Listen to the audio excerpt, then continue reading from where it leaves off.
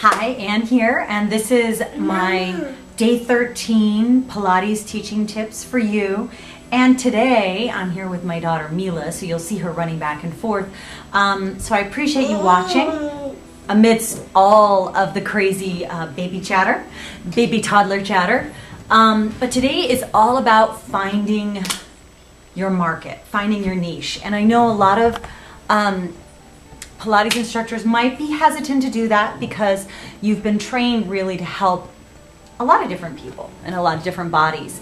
But I'm here to tell you that while you will still, that even defining your niche, you will still have clients with all different types of bodies. But when you finally take some time and really define what your group of people is, who you want to target, then you're going to have an easier time of actually building your business, because you're going to actually have a group of people to target all of your, your marketing and your advertising too.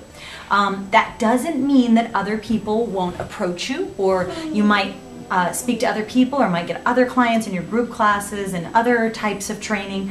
But I find that when I focus my attention on a specific group of people and keep it there and provide all my information and all of the information that comes out of me goes towards that group of people, I get the most feedback. If I make the decision, I'm going to focus on moms, then moms start emailing me because of the ads that I'm placing. I run into moms at the grocery store and eventually talk to them about whatnot, babies. And eventually I always end up bringing the conversation around to Pilates.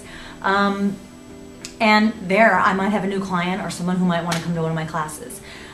So it's a very, for me, it was an easy thing to define this kind of niche because that's who I am. And so moms and new moms in general, there's like a little camaraderie between all of us.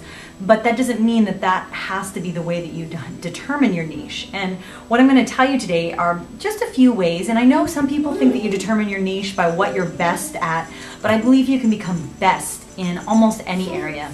Mama. Yes, Mama. So, the first thing you need to do is, depending on where you are, what your community is like, wherever you're living, especially if it's not Los Angeles or a big metropolitan area where there's tons of different types of people, you should really look around at who is in your environment. Check out the local newspapers, check out the ads that are being run in these local publications, and I don't mean just the newspapers, but those free publications that are at the grocery store, and look closely at what types of ads are being placed, because these people have done the research for you. They are putting ads up because those are the people that are buying. And I definitely would take some time to kind of see who really is your market in your area.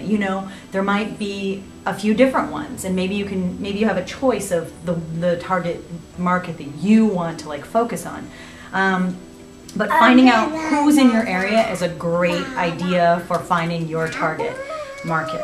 Another way is to kind of just put the feelers out there and ask people.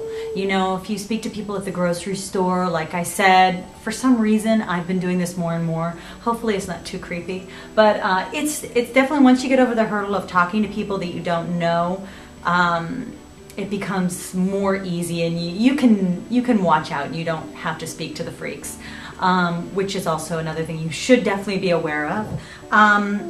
But I think defining your niche, defining this market that you're going to focus on, is the key element in growing your business in any area. So whether you are living in a metropolitan area and you are just generally around certain types of people, or know certain people within a certain age group, a certain, they have the same hobbies, whatever.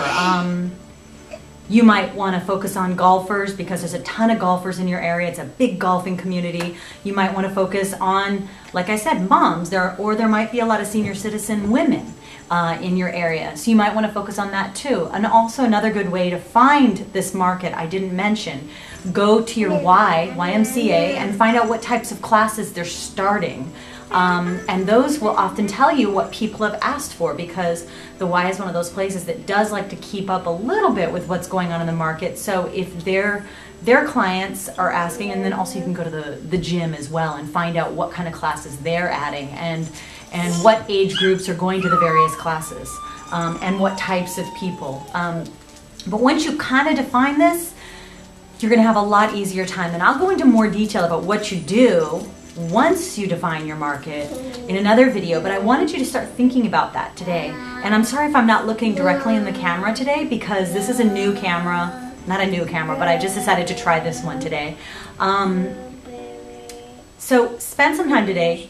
Who's in your environment, or who are you, and what niche do you fit in personally, because that's going to be the most natural kind of area for you to focus on, because you're going to know what a person in your position will want, and start kind of defining that and breaking that down. And I will see you tomorrow, and we'll talk a little bit more about how to actually really hone in on your niche and find them and get them in to take Pilates. Okay, have a great day, and I will speak to you soon. Take care.